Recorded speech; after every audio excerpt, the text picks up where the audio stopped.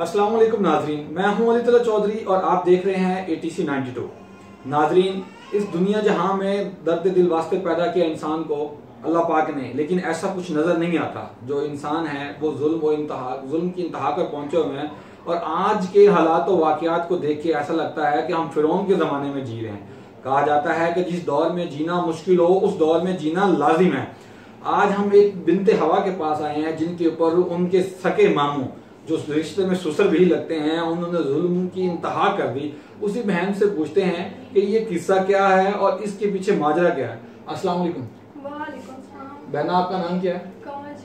कमल शाहीन। आपका ये जो मसला है ये क्या है, जरा हमारे नाज़रीन को बताना पसंद करेंगे? जी बिल्कुल। आपकी ये शादी जब हुई तो कितना अर्सा पहले हुई?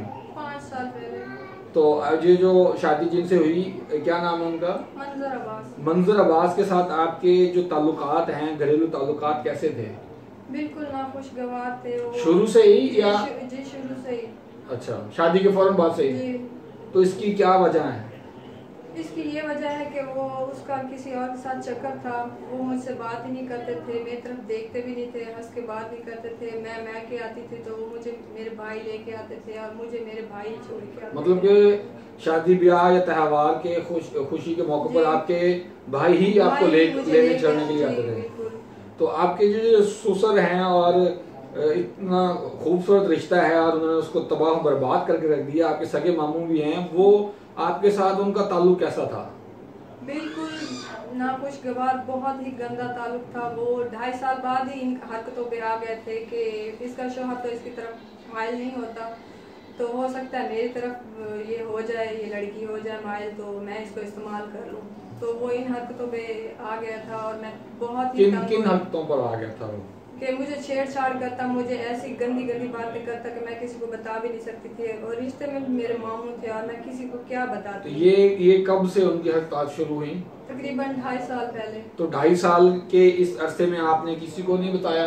नहीं, मेरी बात का कोई यकीन नहीं करता कि सामने मामू है और ये ऐसी बातें करती है, किसने मेरा यकीन करना था। तो आपने अपनी वालदा को या बड़ी बहन को नहीं बताया? मेरी वालदा फौत हो चुकी हैं और बड़ी बहन भी नहीं है, मैं अकेली हूँ। तो वालदा कब फौत हुई? तकरीबन 4 साल पहले। यानी कि शादी के 1 साल बाद आपकी वालदा फौत होगी और आपकी वालदा के फौत होने के बाद 1.5 साल बाद आपके सगे मामू ने आपको हरेसमेंट की? जी जी। अच्छा, तो वो ये कितना अर्सा फिर ये चलता रहा? तकरीबन 2.5 साल ही चलता रहा। तो 2.5 साल आपने किसी को क्यों नहीं बताया?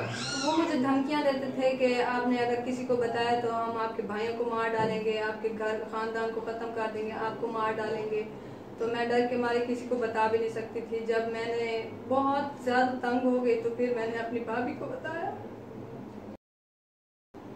तो फिर भाभी ने क्या किया? भाभी ने मेरे भाई को बताया,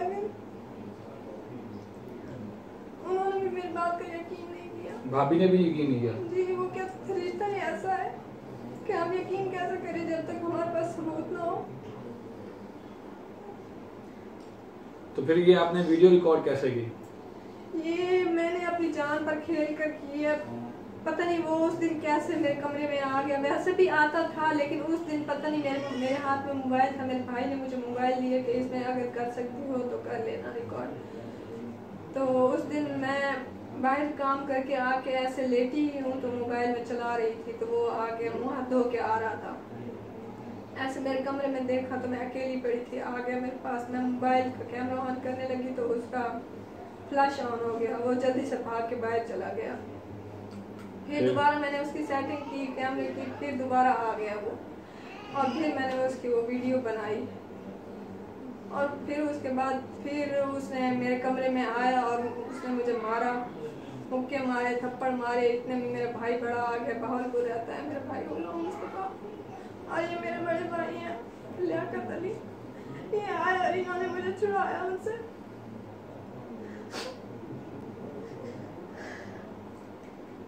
तो उसके बाद फिर आप अपने घर आ गई, इधर भाइयों के घर आ गई? ये मेरे भाई मेरे घर ले आए मुझे। अब वो क्या उन्होंने आपको तलाक दे दी है? तलाक तो ऑटोमेटिक हो चुकी थी कि फतवा मिल गया था। अच्छा, तो वो कहते हैं आप ये हमसे तलाक मांगे, हमने तलाक मांगी नहीं है। अच्छा, वो तलाक देना नहीं चाहते थे, आप लोगों ने ली? फिर हमने नहीं ली तलाक, देना चाहते थे लेकिन हमने नहीं मांगी। अच्छा। क्योंकि फतवा मिल गया था, फतवे की तरफ से वो कह रहे हैं कि ये अब निकाह नहीं रहा, ये लड़की हराम हो चुकी है, बच्ची हराम हो चुकी है उस घर पे, उस लड़के पे। अच्छा। तो उन्होंने हमारे साथ वो सुलहनामा भी करने की कोशिश की।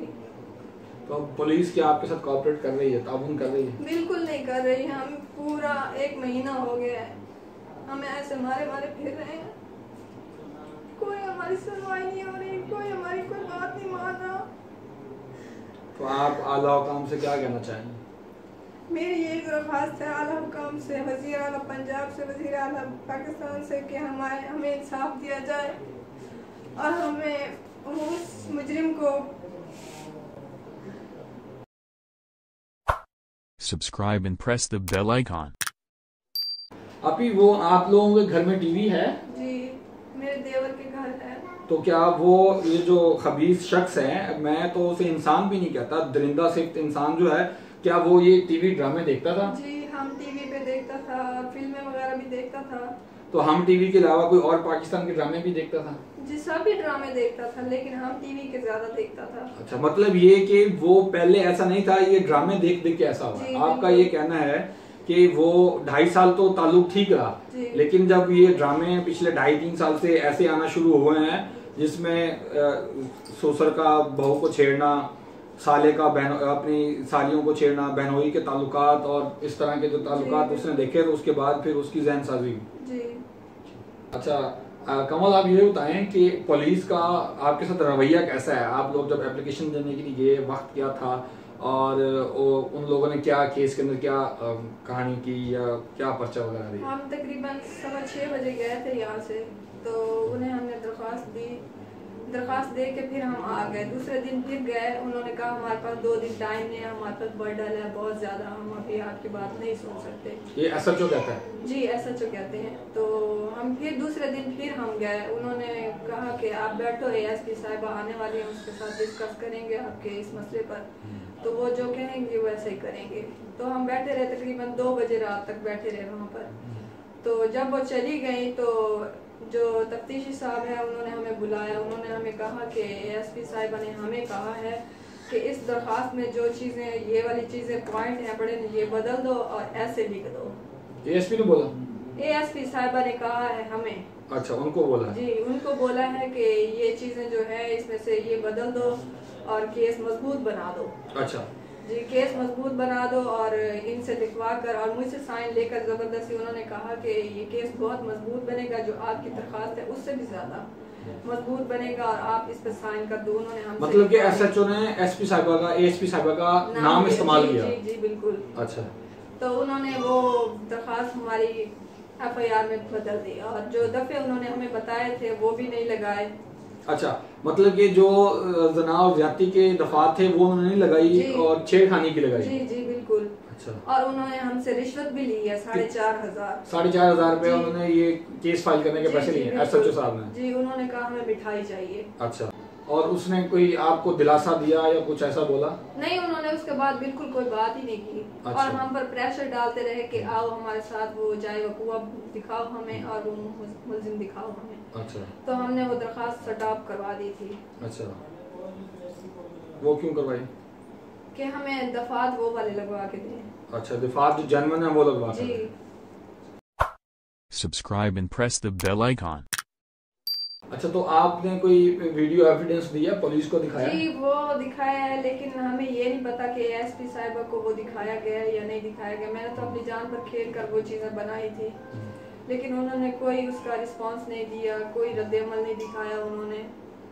नाजरीन, आपने ये बात नोट की है कि उन्होंने रिश्वत ली, रिश्वत लेने के बाद इनको दिलासा दिलाया और कहा, इनके साथ जो गवाहान हैं उन्होंने ये बताया कि उन्होंने सर पे हाथ रख के कसम उठाई कि आप मेरी बेटी जैसी हैं, मैं अपनी बेटी की तरह आपका केस लड़ूंगा जिस तरह अपनी बेटी का केस लड़ना है। लेकिन उसमें जो दिफात हैं वो चेंज कर दी।